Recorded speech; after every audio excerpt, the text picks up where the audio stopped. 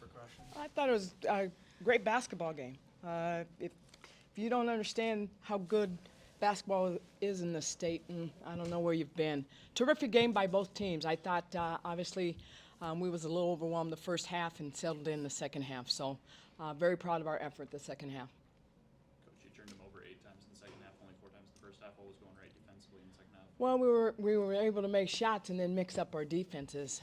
We struggled with scoring the first half and wasn't able to mix up defenses. But I thought once we settled in and scored offensively, it allowed us to switch up our defenses. Seemed like you had a lot of success doubling them down low. What was Well, we tried. I mean, they're so good.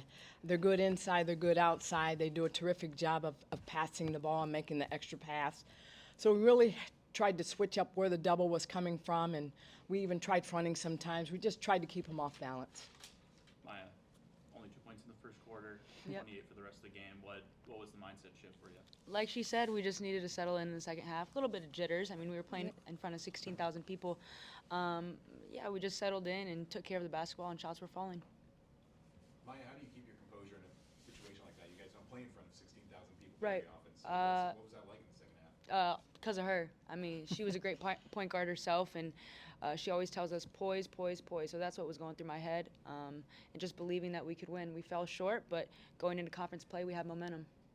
Coach, what's different about this Iowa team compared to the last 4 years? Everything kind of ran through Caitlin, but just scouting them. But what are some differences? Well, you know, the thing about Caitlin is, and I do have to talk about her because I think she made everyone around her better.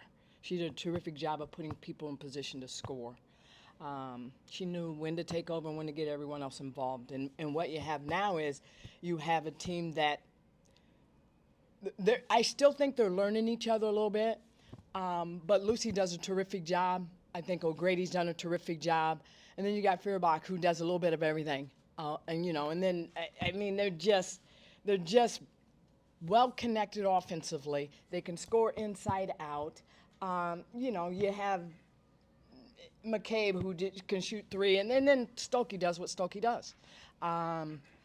She facilitates a lot more than she did a year ago, but she's a beast in the post. They're just really good offensively because of their ability to score inside out.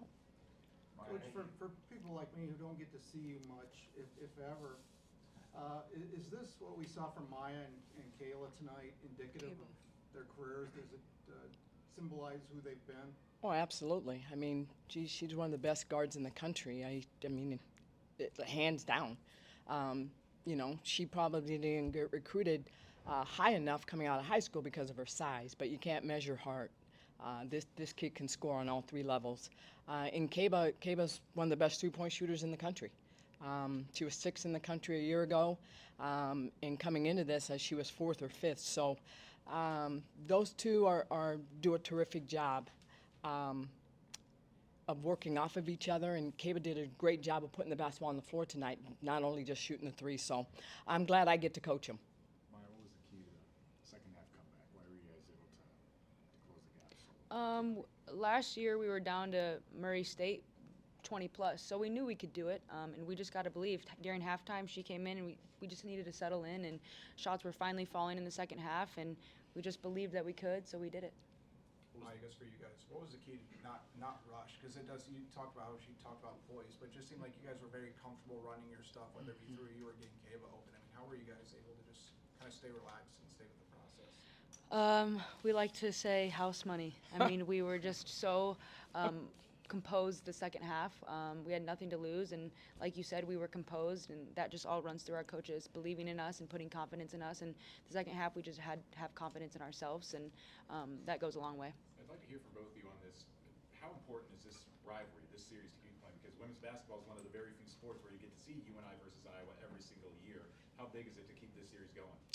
Well, I think for the state, you can't put it into words. The fact that Iowa State and Iowa both will play us. But when you look at the coaches, and all coaches are from the state. All coaches know the importance of high school basketball in the state. And when you look at the rosters, a lot of high school kids are on our rosters. So it's important for everyone. Like I said, all four state schools are really, really good, and it's not very often that you don't see a good game. So, and the fact that all the coaches are from this area and have a lot to do with the high school level in terms of how we recruit. We recruit in-state out. And that's a credit to the young kids that come up wanting to play for the four state schools. Go ahead. I was just going to say, piggybacking off of that, I have teammates that play on Drake, Iowa State, Iowa. So I had AAU teammates, and I mean, it's fun seeing them out there. I cheer for them, but it's also fun playing against them. And yeah, we're just all really competitive coming from the state of Iowa. I'm curious what the second half is going to do in terms of momentum for you guys moving into the conference season. Well, hopefully it carries a lot of momentum. Obviously, we want them to go home and be with their families and enjoy Christmas, but they also understand that there's some work to be done. We now begin our second part of our season, and we put together a tough non-conference schedule for that reason. So we'll definitely be battle tested, but we're excited about the next opportunity. Just to build on that, Maya, when you had the result you had against Iowa State and the one here tonight, what does that tell you about this team's prospects the rest of the way here? Iowa State and Iowa are ranked, as they should be. Very, very good teams, very good players. And we know we can compete with them. Beating Iowa State earlier in the season and then coming out here and showing that second half performance, we know we can compete with those teams. Yes, we might lack size, especially without Jibo, but we know we can compete with them. You know, I want to say we've lost 6 games.